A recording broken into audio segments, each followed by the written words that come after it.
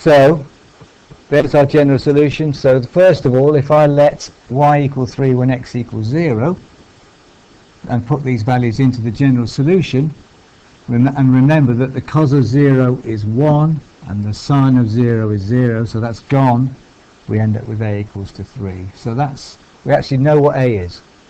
But to get b, we need to differentiate and put the second set of conditions in.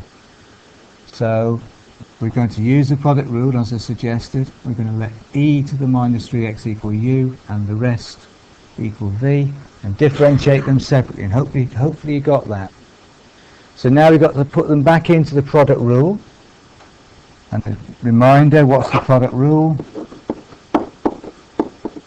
U dv by dx, the first part times the differential of the second, plus the second part times the differential of the first. There is the product rule. So now you plug them in and try and tidy up. So again, I'll pause this video here, put the values of u, dv by dx, v and du by dx into this rule, and then just try and tidy it up as much as you can. Take common terms outside the bracket, etc. Plugging in then, this is u, this is dv by dx, this is v, and this is du by dx. Now we consider tidying it up. E to the minus 3x is common to both of these terms, so I can take that outside a bracket.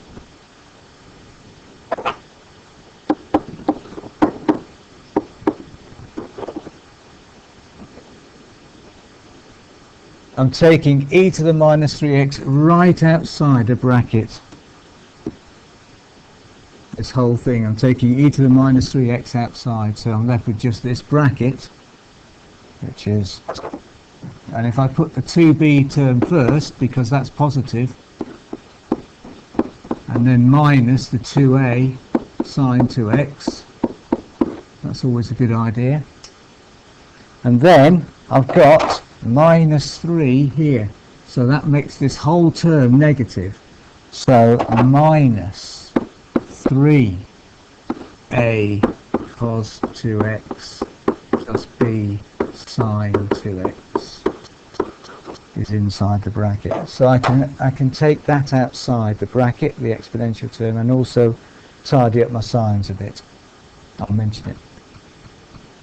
At this stage, 2 is common to both of the terms inside here, so I could take that outside this internal bracket, and that would help us tidy up. But remember what the aim of the whole exercise now is to put our next set of initial conditions in, which is that when x equals 0, the differential is 7. And I've now got an expression for the differential. It's this, dy by dx equals all this lot. So what I can do is say that 7 equals, the differential equals 7 when x equals 0. So rewrite the right hand side with x equals 0. What happens to the right hand side? And you should end up with another equation to allow you to find the constant b, remembering that we already know a equals 3.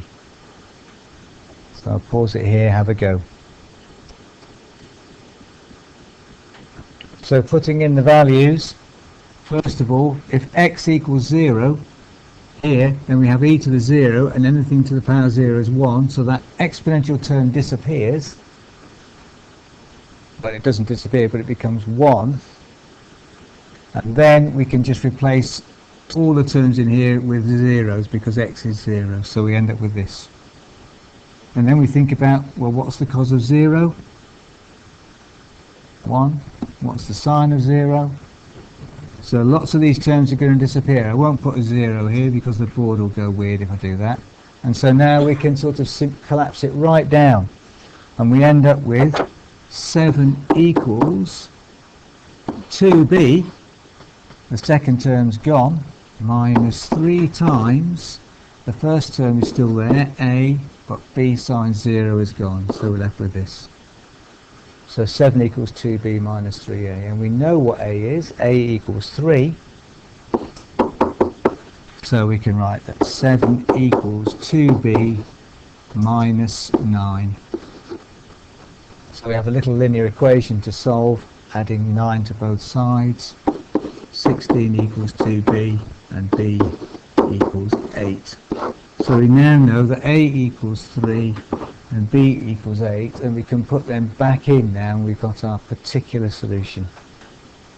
So for the particular solution, y equals e to the minus 3x, a, which is 3, cos 2x, plus 8 sine 2x. And that's our particular solution. Here's our particular solution to this problem. We have a differential equation which has got a complex solution. So let's go back to the original problem. There it is. Solve this differential equation given some initial conditions. So we've ended up now with a particular solution, and we could plot this on autograph, and it will give us how this wave is going to behave, this thing is going to behave. It's not common, though, to see a solution in this form. And so finally, I want to use this expression here. I want to focus on the bracket and use the fact that a cos x plus b sine x can be written as r sine x plus alpha.